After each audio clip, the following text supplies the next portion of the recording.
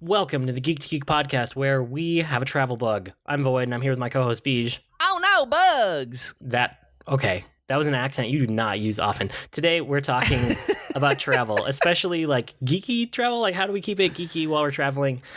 Because you were traveling a couple weeks ago, and I was like, maybe we'll get to these topics, and we didn't really, because it was more about your trip, which was great, because that's what I wanted to hear at the time. But you might also be traveling right now while people are listening to this. You have some travel coming up. People are listening to this. I probably am. Depending on when this airs, there's a good chance that I'll be on the road-ish around there, Yeah, so again, this is one of the reasons that our October kind of got thrown off, but we thought we'd talk about it. It's a good chance to talk about it. So I know you have a little less history with travel than I do, so do you want to talk first about where you're coming from? Yeah, I mean, I traveled a lot as a kid, but it wasn't very far. My family always took family vacations. We were always going somewhere that was within driving distance or on weekend trips, stuff like that, when I was super young. And growing up where I did, being in southern Middle Tennessee, is we were perfectly situated to have quite a bit of stuff around us that we could do within driving distance. So, we were an hour and a half south of Nashville, and so there's a lot of stuff in Nashville to do, and so we could take weekend trips up there. We used to have a theme park there called Opryland, which was just fantastic, being able to go. It was a super high quality amusement park. We about an hour and a half to the south of me, we had the Huntsville Space and Rocket Center, where NASA is based. One of the big space and rocket centers is here in Huntsville, Alabama, which is about an hour to the east of me, but it was about an hour and a half to 2 hours southeast.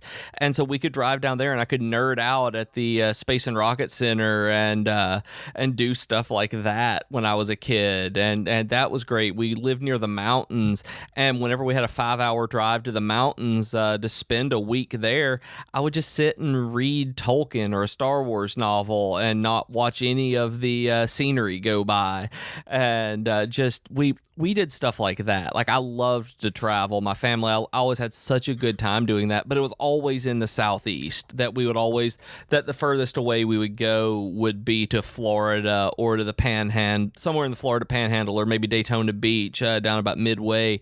And we never really went further out. And the older I've gotten, the more I've had to travel for work, the more Jennifer and I have been able to save up and go to different places to travel. And we probably the furthest that I've traveled now was Portland, Oregon, a few years ago, where we had saved up and decided we want that to be a big trip. So we saved up and went out there. And one of the best things we did, speaking of being geeky doing that, is we always prioritize going to museums a lot because we're those kind of people anyway. But we also, when there's a science museum or something like that, the OMSI, the Oregon Museum of Science and Industry, was probably the best thing about that trip outside of running on a volcano. That was probably the best. But the science museum that we went to was just fantastic. So we tend to take trips and do stuff like that while we're traveling. And I've traveled to New Mexico, Albuquerque for work, and now I'm trying Phoenix and some stuff like that, but it's not been for pleasure, and I've never been out of the country. And one of the reasons Jennifer and I don't have kids right now is because we want to travel. I mean, we are very much we want to have experiences over things kind of people, and we have some cool stuff. I mean, we don't live in squalor, but we try to spend the most money that we can on travel and doing things like that to enjoy it. So we don't have kids right now, partially because we know we want to travel while we're young and able to, and then either adopt or have kids a little bit later on. And but we just love travel. Yeah, so I do too. I love travel also, but I'm coming at it from a very different place than you. Yeah. I did a ton of road trips when I was a kid, and then we flew to see grandparents. So I had grandparents in Florida, and then later they lived in Arizona. So there were a couple places Right. there, and then I also had two uncles that both of them were like business guys early in their career, so they actually moved a bunch. So there were a lot of different cities that we would fly to or drive to or whatever, and have family there. You know, you kind of end Right. somewhere with family, so you're not staying in a hotel all the time, only kind of in between places. And then part of it was that like my mom was a teacher for the huge part of her career, and Right. so she would have every summer off, which meant that my dad only had to Yeah. find like a week and a half or 2 week window somewhere in the summer, but it could kind of be anywhere in the summer, and it would line up overall with the family schedule. So we would do these long road trips every summer, and That's awesome. And Yeah. we didn't have family. I never had family anywhere other than just our local little area. A lot of my family didn't move away and do anything, so we didn't have that aspect of it to be able to ease it up any. yeah, and part of it is that like, you know, my mom's side of the family like moved a bunch when she was a kid, and so she's not even from here. So by the time, you know, I was around, like people were kind of Yeah. scattered. And now at this point people are more settled, but at the time when I was younger, like there were a lot of excuses to go to places that we hadn't been before as people were moving around, which was great. And the other thing is like, look at a map of where I am in the country, Minnesota, right? There's not Yeah. actually anything interesting within like one state of me outside of the Twin Cities where I live. Like I'm just gonna be honest, right? Like I know where I live. Like Yeah. the Twin Cities is I love my cities. I love the greater metropolitan area that I'm in. We have arts, we have culture, we have all this great stuff. But once you get outside of like the Twin Cities, there's not a whole lot within about a state of us, you know, unless you want to Yep. go like up north. There's lots of cabins, there's lots of lakes. We have that in Minnesota. We got that covered, you know, there's Lake Superior and stuff up there. But Isn't it the whole like? Isn't Minnesota like the land of 10,000 lakes or something like that? it is. Yeah, I'm sure there's more than that, but that is one of the state slogan things. Yep, for sure. That's what I thought. Like you said that, and all of a sudden, like seventh grade social studies clicked in, and it's like, oh yeah, there are a lot of lakes in Minnesota. Yeah, but I mean, right around me, you got North Dakota, South Dakota, Iowa, and Wisconsin. Like, okay, Yep. it is what it is. So the thing is, like, we would drive towards wherever, but if you're going out towards the edges of the country from where I am, everything is basically the same distance away, roughly. Yep. You know, you can go like upper northwest coast, you can go like southwest into the desert, you can go straight south and get the deep south, you can go like southeast, you can go northeast, everywhere, you know, all the coasts, they're all basically the same distance if you're going all the way out to the edges. So we did. Like that's what we did when I was a kid. At some point I started tracking it, and at this point I have been to 48 of the 50 states. So basically the continental. I have I'm been, assuming just yeah, with the it's driving. the continental. The only places I haven't been are Alaska and Hawaii, which I will do at some point. Not right now Yes. because I have kids and the age they are. But like you said, you guys don't have kids, and one of the reasons is travel.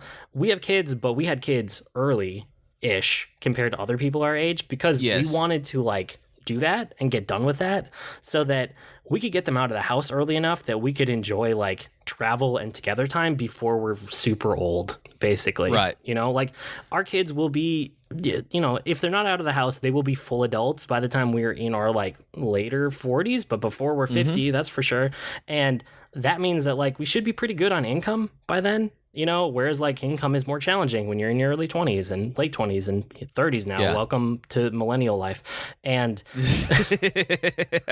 I mean, you know how it Yeah. goes. Like Yeah, I do. hopefully income will be better by the time. And then we'll be able to travel and enjoy it and not worry about the kids, not worry about not having them yet. So that's part of the consideration too.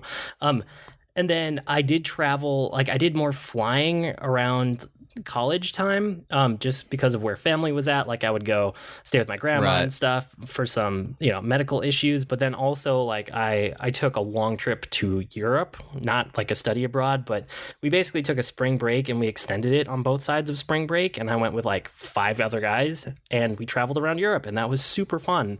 I haven't been back since. I probably won't until the kids are like, you know, adults, like I Yeah. was saying. But I have been to Europe. And then, I mean, you live in Minnesota, like everybody makes it to Canada at some point or another. I'm sure. I've also been to Mexico. Like I visited the Southwest and the desert enough when I was a kid, and like visiting grandparents and stuff, that like you're in Arizona enough, like you might as well just hop the border and go see what's going on in Mexico, because why not? Yeah. Yeah, and then, you know, other trips too, that just kind of like into and out of Canada, Mexico, just visiting places. And then I did a bunch of work travel. When I was like a full-time video production guy, most of that was out to either New York or LA, like one coast or another, because those are like big production places in the country, which makes sense, you know? That's what I was about to ask was, with all of your video production, how much of that was travel? Like, did that impact, did you travel a bunch for it? Not a ton. I tried not to. Like, I would always try to be the home team because, like, at that point, we were, like, either about to have a kid or we had just had a kid. Like, my daughter was super young. Yeah. So when I had the option, I would try to be the guy who stayed back because you need that person that you can send footage to, that can start working on an edit, that can start, like, you know, doing a lot of that kind of stuff, that work, and then just maintaining the other projects going on while most of the team is away. So most of the travel that I ended up doing, like I said, was one of the coasts, one of the, you know, big cities that does a lot of video production. I didn't do, like, my team would travel. My team traveled to China. They traveled to Germany. They traveled, I don't know. There were a bunch of different projects that took us kind of around the world. And I mostly opted out just because of the age of my kids at the time. But no, I didn't do a ton of travel. And that was kind of on purpose. That's what I was trying not to do at that time anyway. And that's one of the things I'm actually very excited about right now is that whenever I was brought on at Elegant Themes, my content manager asked, "Are you okay with travel and short-term travel specifically?" And I'm like, "Yeah, I'd be great for that. I love going places, and I do like going places alone too. Like, I love exploring a city by myself, like walking around, running, and like going to the zoo and just discovering what I can." So one of the things that they were talking about is they take a yearly company retreat somewhere, and so sometimes it's like Europe, and Berlin was a few years ago. So I'm excited to see where next year's going now that I'm a staff member, and like I'm going to be traveling around the country soon, like really starting this weekend, as of this recording at least, starting traveling and doing like coverage of them on social media. So it's going to be like super geeky travel that I'm going to be doing, going to WordPress WordCamps and talking with developers and playing on the internet and doing it on social media and stuff, and just traveling around doing that. So I'm super excited to be maybe going to places I've never been and meeting people and experiencing stuff, because those are the great things about going to conferences in Albuquerque and Phoenix and stuff like that, was that people were cool and getting to hang out. Sometimes Learning Center administrators aren't necessarily the most rambunctious people in the world. But still, you would meet people, have fun, and then I would go explore the cities. So whenever I'm not going to be at the WordCamp during the day or something live streaming, I'm going to be able to go explore wherever in the world I am, or do it early morning. Like, I'm super excited because of travel for work. Yeah, I used to do that too. Every time I did travel for work, I would explore the city that we were in, which a lot of people are just like, no, it's the end of the day, I'm going to the hotel. I'm like, this is a free trip. I'm going to go see what the city is about. Exactly. That's the kind of person I am. Like, I like to explore. I like to explore my video games. I like to explore in real life too. And you know, right now it's a lot of opting out of travel, but like as my kids are getting older, we're slowly like incrementing how far away from home we're going with them. And they just recently took a trip down to Kansas for a short weekend that my wife did solo with them without me, which I was extremely impressed by. They did great, which means that we can probably start actually doing road trips here soon. They're probably ready for planes and stuff also. So we will start traveling a little bit more soon. But for the last, 5, 6, 7 years, we've been pretty grounded where we are, which is okay. Right. That was kind of the plan, the whole time. And like, it's just fun as they get older. Like, they're already talking about places they want to go and see, and like they're tracking the states they've been to, which they think is really cool. I mean, I did when I was a kid, obviously. Like, I know how many states I've been to, so they're doing the same thing, and it's really fun to see that. Yeah, so that's kind of like our travel histories. But I want to talk a little bit about like, how do you keep geeky while you travel? Because like, I do go explore a lot, but also there's downtime in travel. whether it's like in a car or on a plane, especially waiting for a plane. There's a lot of waiting when you do a lot of plane flying.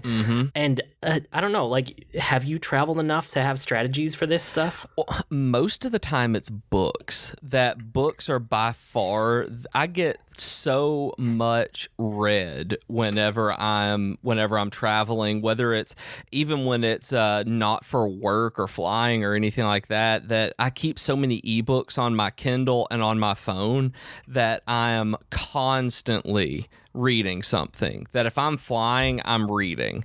And I know a lot of people like load movies onto it, but I just get so bored and jittery. I can't watch stuff while I travel. I'm not sure what it is, but whenever I try to watch anything on a plane or in a car, or honestly, even in a hotel room a lot of times, it's just I want to be something more active than that my brain needs to be stimulated more than that, and it's probably just the fact that I'm traveling. So I read a ton, and when I'm not reading, when I'm not don't have that downtime like that, I end up listening to tons of audiobooks and podcasts that I can't remember if it was Phoenix or Albuquerque where I basically it was Albuquerque. I walked around the city when I wasn't in a session with my headphones on, my phone in my pocket, powering through the Writing Excuses podcast that Brandon Sanderson hosts. And I got through seasons of it while I was just exploring the city and just learning about how to write my novels. And it's like that's mostly what I do is with books. I don't do a lot of gaming.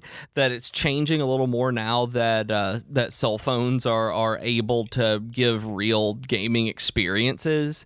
I went to the beach, the Florida Panhandle. It was probably 5 years ago, and I had discovered that there were emulators on Android, and I was playing Final Fantasy VI at the beach on my phone, and I remember just being like, this is a lot nicer than just having to keep my old Game Boy with me when I was a kid. And I don't do a lot of that, but if I get a Switch, I can totally see that changing.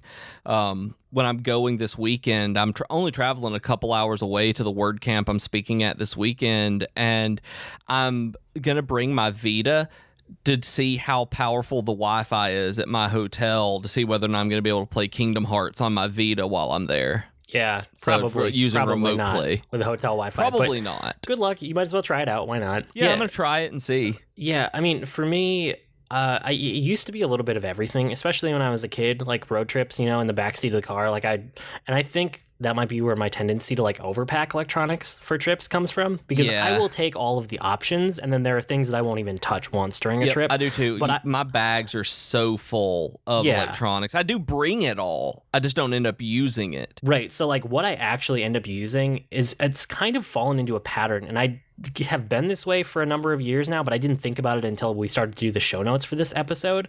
And basically, if I'm actively traveling, right, if I'm in a plane that's in the air flying, or if I'm in a car that's on the road moving, like I'm doing something that's like audio. It's almost always Audible or podcasts. So like you said, a lot of like audiobooks or a lot of podcasts. That's kind of what I do while like actually in motion. If I'm waiting somewhere, I like tend to go towards more like iOS stuff, like games or Twitter, social media, any of my normal stuff on my phone. But like Hearthstone was my game for travel like a couple years ago. And I bet. Like I knew that I had a year that had a lot of travel in it. So every time a new expansion came out that year, which was only like twice or something, I would just drop $50 right away, get all the cards for that expansion, and just be good to go. And I would play that like every time I was waiting in an airport, one way or another. If it was between flights, or you just end up at airports a lot. It happens. Yeah. And that was kind of like my airport game. Like if I'm sitting there not doing anything else, I was playing Hearthstone, which was really fun. And then the other thing is just like handheld gaming. I tend to use that to decompress at night. Like I'm an introvert, very, very much an introvert. And I will go explore cities, right? Which it's a lot of stimulation, but like it's always worth it to go explore a city to me. But at the end of the night, when I get back to a hotel room, if I need to like switch my brain into a new mode, I need something that takes up like 100% of my concentration. Okay, so I get I it. will get out a 3DS in the past. Now I haven't traveled since I got the Switch, but I'm sure that's what it would be instead. I would get out the Switch at night. So that's kind of like a nighttime thing, like unwind, just kind of like get my mind out of, travel exploration mode and into like, okay, let's just calm down for the night. And that tends to be reading for me when I'm traveling like that, when I need to do that decompression, when I'm so excited, reading rather than listening for something, when I'm actually having to sit. And a lot of it may be because it works the same way, of where you focus on something, that this is what I'm doing right now, as opposed to doing something passive. It totally helps me do that. And I can see the handheld being better than mobile gaming too, because it's not quite so spastic, not quite so episodic, and you can invest fully in honestly a more realized game than most mobile games are. Yeah, something like a 3DS or a Vita in the past. And like I said, it would be Switch now, probably. And then like books, reading, I don't really do that when I'm in the act of traveling, but if I'm taking like a relaxing vacation, right? So like I said, there's like the North Shore here in Minnesota, which I guess if you don't know, it's the North Shore of Lake Superior. Like there's resorts all up and down it, and it's beautiful if you go at the right time of year. Oh, I'm sure. Or like the last time we went on a vacation, just my wife and I, we went to like a beach for a long week, and we just like went to the beach and I would just read every day. Like we'd just sit next to each other and talk, and I would just take my Kindle every day to the beach, and it was perfect. So if I'm like, it sounds weird, if I'm actively relaxing, that's when I read. Does that make sense? It makes sense, but it's so foreign to me on that being what it is, on what you actually do, because whenever I'm doing that, when I'm actively relaxing by reading or something like that, it's my active relaxation tends to be, I don't want to say meditative, but like when Jennifer and I are at the beach and we're talking to each other, I can't read because I'm focusing on that, and then I can't have a conversation. And when I try to have a conversation, then I don't remember anything I've read. So it has to be the shorter stuff for me. I mean, if you spend like 8 hours at a beach, you're not talking constantly for 8 hours. Well, maybe if I spend 8 hours at a beach, I'm dying. Oh. I get so bored at the beach. Like about an hour to 2 hours is about my cutoff for actually being on the beach. Well, and like I tended to do more like activity-based vacations for a long time, but since having kids, it's the opposite. I need those times where I can just, here's a couple hours dedicated to reading, because I just don't get that ever. Yeah. Like it's hard to carve out time like that. That's really, truly uninterrupted. So when I have a chance, it's just like a luxury at this point. But yeah, I mean, all that kind of stuff, books, audio, podcasts, mobile games, iOS, like 3DS, like all of that, I guess is how I like keep it geeky while I'm out in the world traveling around. And I'm pretty similar. I was thinking while you were talking about this about packing up that bag, where used to when I was a kid, it was all paperbacks that I would just load up, basically a duffel bag with paperbacks, and would just run through them. And now it's because I don't have to do that, I pack up my laptop and all the rest of it even more. Like I pack one bag instead of having a book bag and an electronics bag. Yeah, no, I'm pretty good at keeping my bag size down. Like I have one carry-on, and then usually, depending on how much my wife wants to bring to something, we can get by with just like one rolling suitcase between the two of us for like all of our everything else, basically. Oh man, I'm way too prissy and high maintenance to be able to share a bag on vacation. I have so much more stuff than my wife does. Like I have the way bigger suitcase with way more clothes with different options. It's oh man, I'm so prissy and high maintenance. Wow, that doesn't surprise me though. So no, it shouldn't. It should not surprise anybody who's listened to this for a while. So there we go. Some geeky travel, some travel history from us. That was fun. I'm glad that we got back to that. Yeah. Okay, so let's dive into our geeky offer of the week.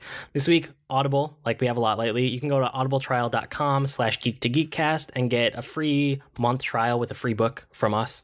My recommendation this week is The Homefront with Martin Sheen. And this is one that like I just got for free by being an Audible subscriber. Sometimes they throw those to you, I love it when they do that. Yeah, and I always pick them up, but it's not always like the genre or like type of book I would normally listen to.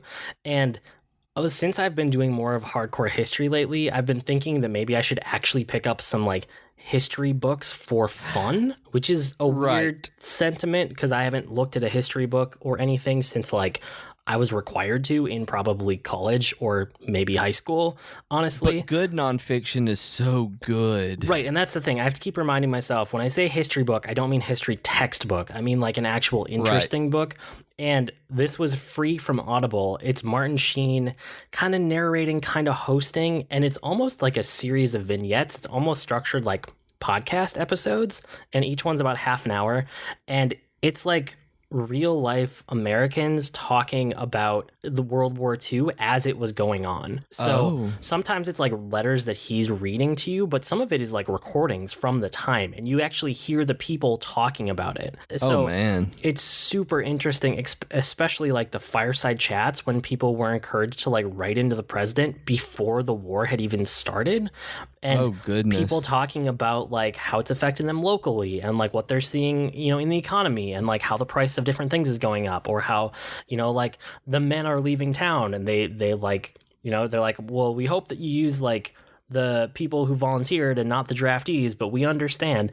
And it's just like hearing it from actual people, like recordings from the 40s essentially, or the 30s, I suppose. It's just super, super fascinating. And then I like Martin Sheen. I mean, I'm a fan of The West Wing. Like, so him tying it all together is also a nice touch there. So I've been listening to that. And like I said, it was free for me because I was already a member, but you can go pick it up for whatever. And again, audibletrial.com/geek2geekcast. But I'm really liking that book. That sounds great. I'll have to look into that. Yeah, I guess it's not even a book. It's an audio production, which is pretty cool. Yep, which are awesome whenever you can get them. Okay, what about Weekly Geekery? What do you got this week? This week I got in some action figures kind of.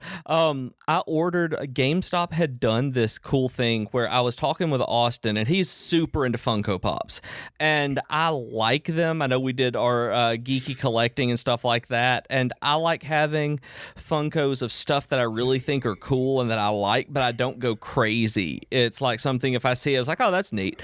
I'll probably not get it, but if it's like, oh my God, I have to have this. And I saw that GameStop did, well, they were making I saw that Funko was making the Tron Kingdom Hearts Funko Pops, and that they were going to be this, like, part of a vinyl blind box set. And I was like, man, I hate blind box. I'm not gonna do this, but I loved that part of Kingdom Hearts 2. I love Tron. I would love to have those, but I'm not gonna buy a bunch of blind boxes. And Austin then sent me later that day, he was like, oh yeah, GameStop is selling these boxes, and they come with a 3-pack of full-sized Kingdom Hearts, Sora, Donald, and Goofy Tron figures, and 1 in 6, I think, are glow-in-the-dark chase sets, and it also comes with 2 of the blind boxes.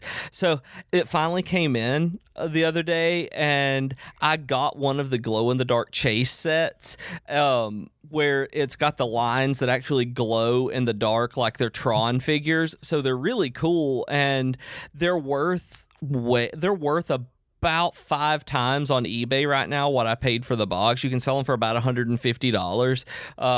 It's $30 for the box. So I figured either way I'd be able to sell it if I decided I didn't want it. But I got the glow-in-the-dark ones, and they look super cool. So I'm looking at them right now, and it's just like, oh, these are neat. They're on my desk, and I'm having a hard time deciding whether I should keep them or sell them, because I'm like, that's half a Switch. And I've also been playing while we've recorded tonight with the little Heartless vinyl figure that I've got. I used to keep a Tonberry on my desk, and now it's a little Heartless that is my little mascot down here, little Shadow, little smallest one. So I geeked out about that quite a bit, and playing with those. Austin had some family stuff going on. His twins were born, and so he was in the hospital with them, and so I sent him an unboxing video of that because he didn't get them, and so I sent it so that it would give him some time of something other than twins being born hecticness. So yeah, that was fun to. That's very cool. That was fun to do. And So I've also been playing with live streaming, stuff like that, doing that unboxing video and stuff, because part of my job is every week I do a live stream on my company's Facebook page, and I'm going to be doing more of that. I mentioned in a previous episode, who knows when it's going to air, about maybe going to like word camps and doing live streaming. So I've been doing a lot of research on social media live streaming and playing with it on Geek Fitness and stuff like that. So I've been really geeking out, just trying to learn what works for stuff like that and how people tend to do it and respond, and looking at different social media platforms where like so much of is like the Instagram and Facebook stories now versus actual live video. It's super weird, but I've been like really geeking out on the possibilities of it. So you'll probably be getting more of that from me from like the Geek Fitness podcast. It will probably have a lot more like videos and stuff like that rather than audio, because of just me playing around, figuring stuff out and experimenting, and honestly me geeking out for a little bit and figuring something new out and then just doing it and putting it somewhere. I mean, that's how you got to start that kind of stuff, though. You just have to do it. Like, you can only sit around thinking about it for so long. Like, if you want something, if you want to get good at something, or if you want to actually like accomplish something productive, at some point you just have to start doing it, and then you improve. Like, I have figured that out through like blogging and like video work I've done and podcasting. It's like at some point you just have to like pull the trigger and just do it. So it's really cool that you're getting into that and trying out all these different things. And I'm sure you'll probably land on certain things that work for you, that you like the format of, and then just refine those down. And absolutely will, because I did like a mini shoe review the other day and posted it on my blog. Like, I had a good time doing that, way more than just the, hey guys, look at what's going on right now kind of thing. But I also want to say, for anybody listening right now, that if going back to what you said there, start and do it, because I got the job that I have because we decided to start this podcast, and having that experience really helped push me above other people. And also by doing that live stream, that was part of what it was. Like, I had experience speaking and on camera and doing stuff on the fly with somebody else. Like, my guest had technical issues the other day and couldn't come on, so I had to fly solo for the first time. And because I've been doing this for so long and I'm so comfortable with it, despite it being my job, never having done it before and having no idea exactly what would go over with the community, it was just like, all right, let's do this. I turned the camera on and just went for it, where it was nerve-wracking, but at the same time, I was already so used to doing it from doing stuff like this and the other podcasts and stuff like that, that it's a skill. So you guys who are listening, absolutely go geek out and do stuff and just try it. And I promise you that one day there's a really good chance that you're going to have a skill that you didn't realize you had. Kind of like me, I did not realize that I could just, you guys are well aware I can talk for an hour with nothing. Oh, I'm well aware. But didn't even phase me. I'm like, yeah, let's go through this. Okay, let's do it. And I just started talking. Yeah, as the editor of this podcast, you are well aware how much I can talk. I am well aware, but that is an interesting topic, and we should do like a whole episode on it later. Because we should. That's worth our time to do that as a main topic. Okay, so putting that aside for the rest of this episode, stuff that I did this week, I went through one of my like App Store samples, which, I do this every once in a while, where I just pull down a ton of games and try them all, some of them for 5 minutes, some of them for multiple hours, and nothing's really sticking out. But one of the things I noticed this time is that like there are so many competitive games out there, and I think it's just that structure of like they want you to buy whatever it is, right? Currency or loot boxes or like blind bags or whatever they want to sell you, and they're like compete against other people and get better. That doesn't appeal to me. Like, I'm not a huge competitive gamer, you know this by now, and I'm just wondering, like, where are the online co-op games for like iOS and Android? There just don't seem to be that many outside of things that are more like Farmville, you know, which Yeah. I don't even know what the modern equivalent of that is because Farmville's out of date at this point. But like Yep. for a while there on Facebook, it was like share this game to your friends and give each other energy or whatever. But that's Yep. not actually an interesting co-op mechanic. That's just like the bottom of the barrel, right? There's no actual interesting co-op games that I could find. And once I started thinking about this, like I really was like, are there? Like The I don't only know. one that it's coming to mind right now is actually the Kingdom Hearts game that I've been playing, Union Key Cross, because they have the main thing is like the unions in there, and they're essentially levels that you do with other people. It randomly matches you with other people. You're going through and you're fighting these enemies together, and then at the very end, there's basically a raid boss that you go in and you fight together, and if it kills one of you, you can revive them and stuff like that, where it's still that more simple gameplay for the mobile game, but it is straight up co-op that you don't get elsewhere, where it's not engaging like say World of Warcraft raiding where you need that kind of co-op, but it's a lot more than Farmville. That is pretty sweet. So I'm basically, hey, if you know of any sweet online like co-op games that are on iOS or Android, like send them my way because I want to check them out. The other thing that I did this week is I played this game called Universal Paperclips. Have you heard of this one? No. Okay, it is really good. If you guys want to check it out, it is at decisionproblem.com/paperclips. And it's not quite a clicker game, even though like the first 5 minutes you might be clicking, but it is like an automation game, which I love like systems and I do a lot of automation stuff for my job. So I always find automation interesting. And it's basically you figuring out how to make paper clips and then automating this little part of it and then automating that little part of it and then improving efficiency. And it's a clicker game, but it's so much more.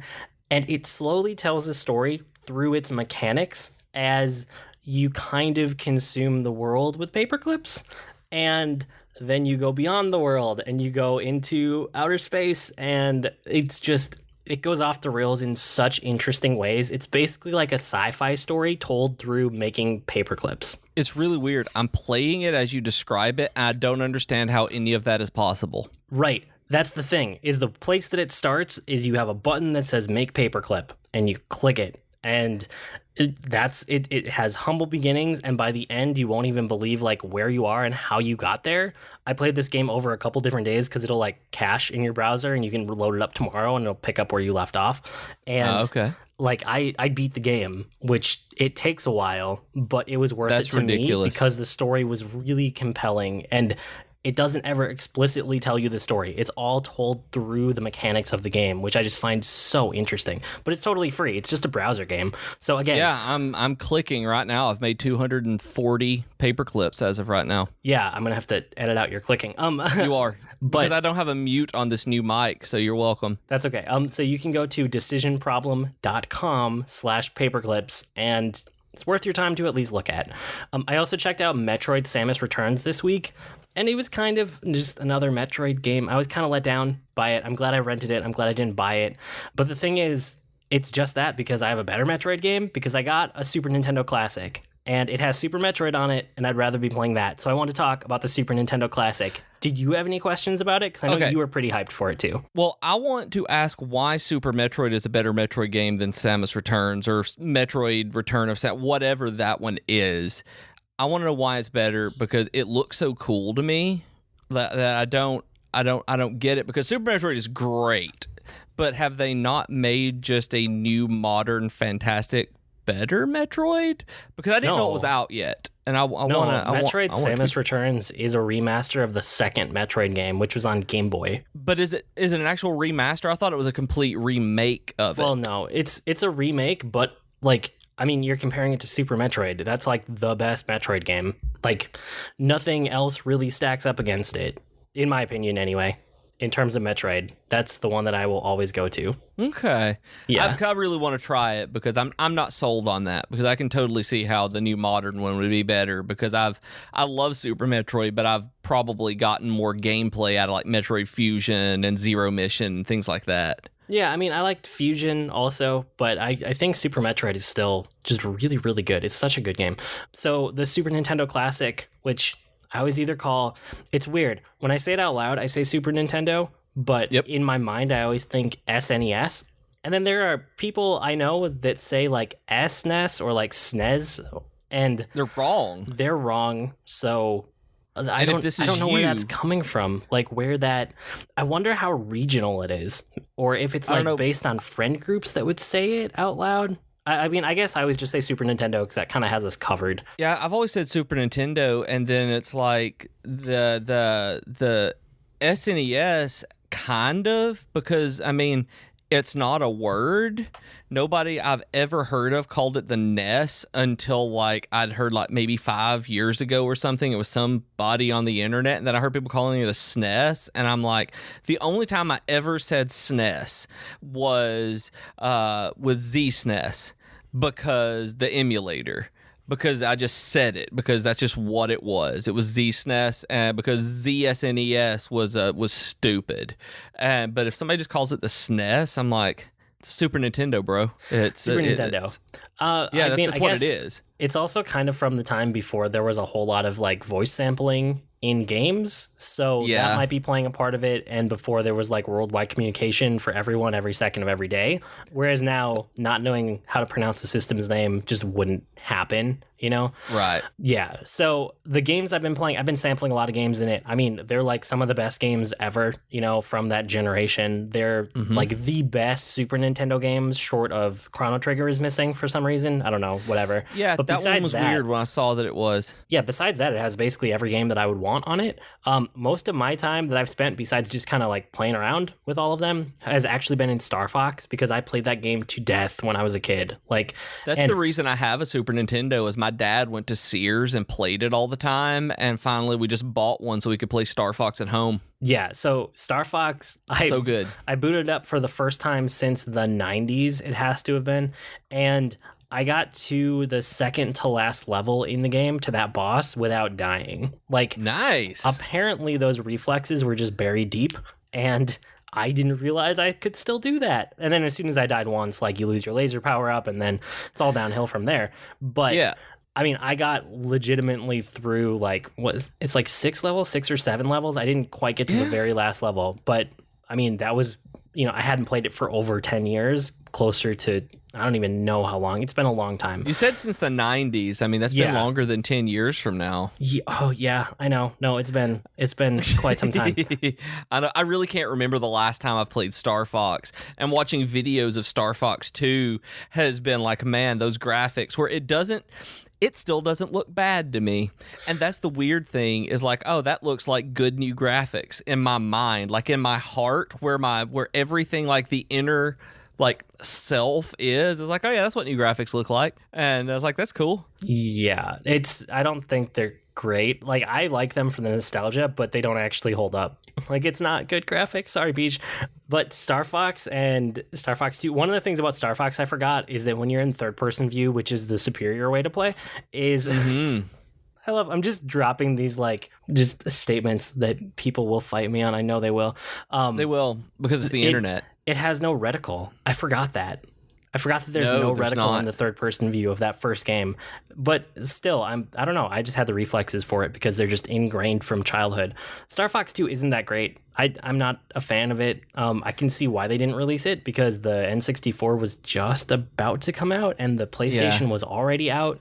If you put that game against like other modern 3D games, modern for that time, it probably would not have done well. Like, you can't blame Nintendo for not releasing that game when they did at that time. Yeah. Yeah. But still, it did some cool things that hadn't been done before at that point. And that was the only thing about it. Like, they repurposed a lot of that into Star Fox 64 and then later into Star Fox Command for the DS.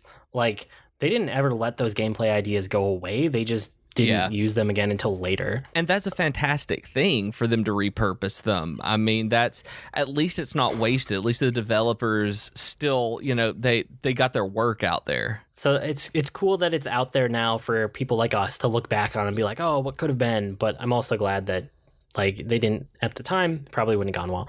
The other game, and again, there's tons of games I could talk about in here, so I'm just cherry picking, but Mega Man X is by far my favorite Mega Man game. out of that entire series. I was never an original Mega Man person. Mega Man X was like, I have played and beaten that one lots and lots and lots of times. So that's another one that I'm pretty consistently playing around with. Yeah, I like that game a lot. And then, but I mean, the best thing about the Super Nintendo Classic is just watching my kids play it. Like, that's really the reason I got it. Yeah, I wanted to play around with the games for a couple days, which I'm still kind of in that honeymoon phase with it. But it's more to just put it under the TV and just let the kids play it and like see what they think and let them experience these games from my childhood. And they're loving it. Like, they're having such a good time with it. So that made me very happy. What are they playing the most? What game are they playing the most? My daughter's playing a lot of Yoshi's Island, which is cool to see. Oh, it's so good. Oh my goodness. Yeah, and then my son is jumping around between a bunch of games, but he's been playing a lot of like Super Mario World for the most part. But I mean, he's been kind of trying a little bit of everything. I don't know if he's really landed on something yet. But yeah, I mean, as much as one of them could land on anything, my daughter's been playing Yoshi's Island and the main Kirby game that's on there that I'm forgetting the name of. She loves Kirby, though. She does. She's a big Kirby fan. And then my son's playing Super Mario World. And like, I was curious because of Mario RPG being on there, isn't it? Yeah, it's interesting. I mean, that I was curious on because, you know, every single person who has ever played it has these fond memories of it blowing our minds. Yeah. And I'm really wondering, going back, if it holds up anywhere near as well as we remember it holding up. No.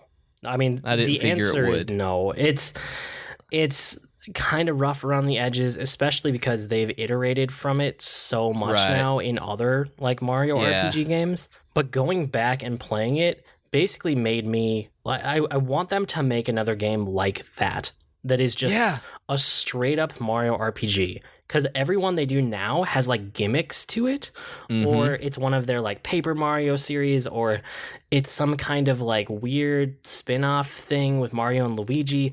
They don't have any just straight up Mario RPG like that game. Yep. And like me playing it and then watching my daughter play it a little bit, it makes me wish that they would do that again. Like they would go back to the roots, but then make it a modern game. I think that could be really compelling. The one that I thought was the closest to it, and I can't remember the name of it, was one of the Paper Mario games where it was when you finally got to turn it 3D, where you could take the 2D world and then you could flip it and go through it 3D and see and give it depth. It was on the Wii, and I can't remember which particular Paper Mario game it was now. It was like Door of the Seven somethings or other. 1,000-Year Door? 1,000-Year Door, that was it, I think. And it was so good. Like, it reminded me the most of Mario RPG as any of the Paper Marios or the Mario and Luigi games have. Yeah, I think that's probably the closest one since this game came out. But again, I wish they would just cut the paper part and the Luigi part and just go back and make just a Mario RPG. I think it could be really good. I don't know. Yeah. But the Super Nintendo Classic, it's fun to play around with. I'm really glad that I got one. So now I can sit under my TV and we can just kind of play with it randomly whenever, that was my overall goal, you know? And that's really what anybody, I think, wants them for, because that's what I want it for. I don't expect to ever spend, 40 hours going through Mario RPG again, but I could totally see myself beating Yoshi's Island over it, like, once again. Yeah, and just slowly picking away at stuff over, a long time with the save states and all of the different features. They have a rewind in there, which is cool. Oh, good, because the Disney Afternoon Collection has that, and it is so awesome. Yeah, there's a lot of good stuff in there. It's interesting. Actually, the rewind goes back really far for RPGs. I think most of the games you can rewind like 5 or 15 seconds or something like that. And then when you get to the RPGs, you can rewind like 5 minutes. But so that you can really not mess yourself up. Yeah, which is pretty cool to see. That is cool. Okay, that's probably it for this week. Next week we'll be back, and I think we'll be in real time again, which means if I've looked at the calendar correctly, next week might be an episode about like Assassin's Creed Origins or Mario Odyssey, or both, depending on where I'm at and how much we want to talk about those games. But I have a feeling that by the time the next episode hits the feed, those will be top of mind for us, don't you think? Probably. And that'll probably be, I don't know if I'll have Assassin's Creed Origins at that point, so we'll see if it's me asking you questions and drooling over Mario. Yeah, either way will work for me. You let me know what ends up happening. Okay, you can write us with comments, suggestions, or feedback. Our email address is geek2geekcast@gmail.com, or reach us on Twitter at geek2geekcast. We have the longer discussion threads on the subreddit at reddit.com/r/geek2geekcast. And if you want more real-time interaction with us, we can also get you an invite to our Slack server at slack.geek2geekcast.com. And we're part of a podcast network too, y'all. So head over to geek2geekcast.com and check out the rest of our shows. I blog at agreenmushroom.com, and you can find me at grnmushroom. That's green mushroom without the E's on Twitter. And I'm on Twitter as @Professor Beej. That's Beej with the 2 E's I stole from his green mushroom. And I blog at geekfitness.net. We've been Void and Beej with your Geek to Geek podcast. That'll do it for this week. See you next week, geeks. Bye, geekaroonies.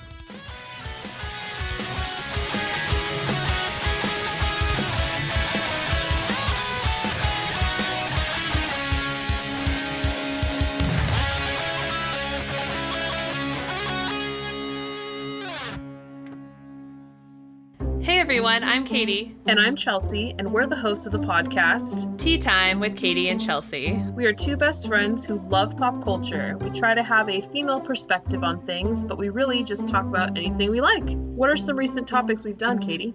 Well, we've talked about girl power songs, Wonder Woman, Veronica Mars, young adult fiction novels, San Diego Comic-Con, and so much more. So grab your cup of tea or whatever your drink of choice is and download our podcast on iTunes or Stitcher and start listening today.